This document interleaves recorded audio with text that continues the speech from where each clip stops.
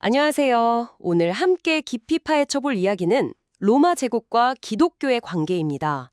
로마가 원래 종교에 꽤 관용적이었다고 알려져 있잖아요.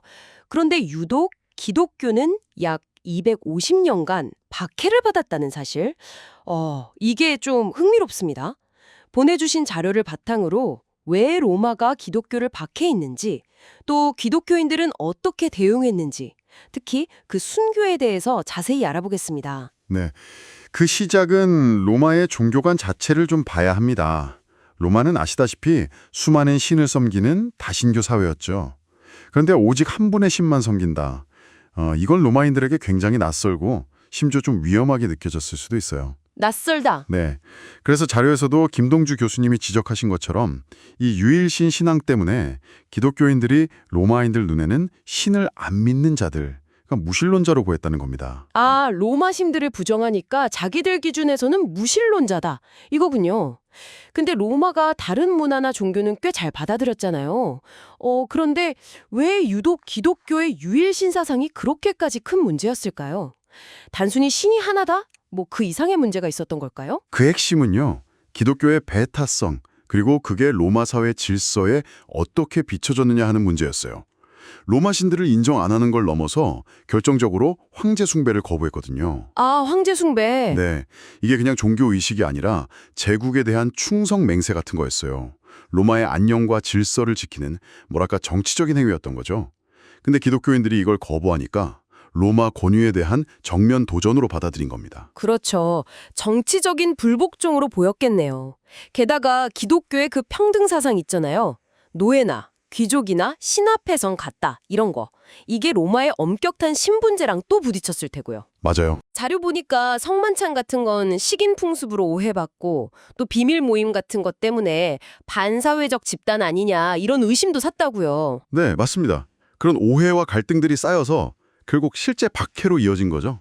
다만 그 박해가 250년 내내 똑같이 계속된 건 아니었어요. 아, 그건 아니군요. 네. 황제나 지역 총독에 따라서 좀 강도가 달랐고 비교적 평화로운 시기도 있었죠. 근데 한번 박해가 시작되면 그 방식이 굉장히 잔혹했습니다. 특히 3세기 제국이 혼란스러울 때는 더 심했고요. 그 AD 112년쯤에 비두니아 총독 플리니가 트레이아누스 황제한테 보낸 편지가 있잖아요. 그게 당시 상황을 잘 보여주는 것 같아요. 네네, 그 서신 중요하죠. 기독교인이 너무 늘어서 신전이 텅 빌 정도다. 그래서 이걸 어떻게 처리해야 하냐. 이렇게 묻는 내용이었죠. 이게 단순히 종교 문제를 넘어서 사회 경제적으로도 영향을 주기 시작했다는 뜻 아니겠어요? 그렇죠. 그래서 황제가 답을 하죠. 굳이 찾아다니면서 색출할 필요는 없다. 하지만 고발이 들어오면 처벌해라. 로마 신에게 제사하면 용서해주고 뭐 이런 실용적인 지침을 내린 거죠. 실용적이네요. 근데 배교를 거부하면요? 배교를 거부하면 끔찍한 처형이 기다렸습니다. 맨수밥이 되거나 목이 잘리거나 십자가에 매달리거나 심지어 기독교 신앙의 뚜리인 성경을 아예 없애려고 했어요. 그래서 배교의 증표로 성경을 넘기라고 강요했죠. 성경을요? 네, 이렇게 성경을 넘겨준 사람들을 트라디토레스, 그러니까 건네준 자들이라고 불렀다는 기록도 있습니다. 아, 그런 혹독한 상황에서도 기독교가 오히려 제국 전체로 퍼져나갔다는 게 참 역설적이에요.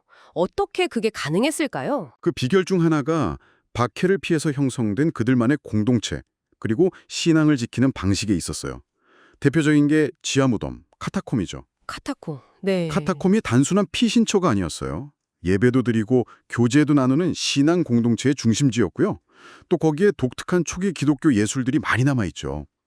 박해가 없을 때도 세상과 좀 구별된 신앙생활을 하려고 카타콤에서 공동체를 이루기도 했다고 해요. 순교자들의 이야기도 큰 힘이 되었을 것 같아요. 예를 들어 그 86세 서머나 주교 폴리캅. 내가 86년간 섬겨온 나의 왕 그리스도를 어떻게 모독하겠는가 하면서 의연하게 화형당했다는 이야기는 정말 대단한 울림을 줬을 것 같습니다. 네, 그렇죠. 로마 귀족 여성 세실리아 이야기도 인상 깊었어요. 남편이랑 동생이 먼저 순교하고 본인도 순교했는데 수세기 후에 시신이 거의 썩지 않은 상태로 발견됐다면서요. 그걸 본떠 만든 조각상도 유명하고요. 맞아요. 스테파노 마데르노 조각상이죠. 초기 기독교인들에게 순교는 그냥 비극적인 죽음, 끝이 아니었어요. 오히려 영원한 생명으로 들어가는 두 번째 생일로 여겼습니다. 두 번째 생일이요? 네. 그래서 죽음을 슬퍼하면서 검은 옷 입던 로마인들과 달리 순교자를 흰 옷 입고 소망 가운데 환송했다고 해요. 죽음을 대하는 태도 자체가 달랐던 거죠. 이게 당시 로마 사람들에게는 엄청난 충격이면서 동시에 어떤 매력으로 다가갔을 수도 있어요. 아, 그렇군요. 3세기 교부 터툴리아누스가 순교자의 피는 교회의 씨앗이다. 이런 말을 남겼다는데 정말 그 말이 맞는 것 같아요. 오늘 보내주신 자료들을 쭉 보니까 로마의 박해는 사회적, 종교적 갈등, 또 오해에서 시작됐지만 결과적으로는 이 순교라는 극한의 증언을 통해서 기독교가 더 강하게 뿌리내리고 확장될 수 있었다. 이렇게 정리할 수 있겠네요. 네, 정확합니다. 오늘 저희가 살펴본 이야기는 결국 극한의 상황에서도 자신의 신념을 지키려고 했던 사람들의 기록입니다. 이런 이야기는 현재를 살아가는 우리에게도 한번 질문을 던져보게 하는 것 같아요. 당신에게 흔들리지 않는 신념이란 과연 무엇인가? 그리고 이들의 선택을 통해 역사는 우리에게 무엇을 말해주고 있는가? 그 울림을 스스로에게 한번 물어보는 것도 의미 있는 시간이 되지 않을까 싶습니다.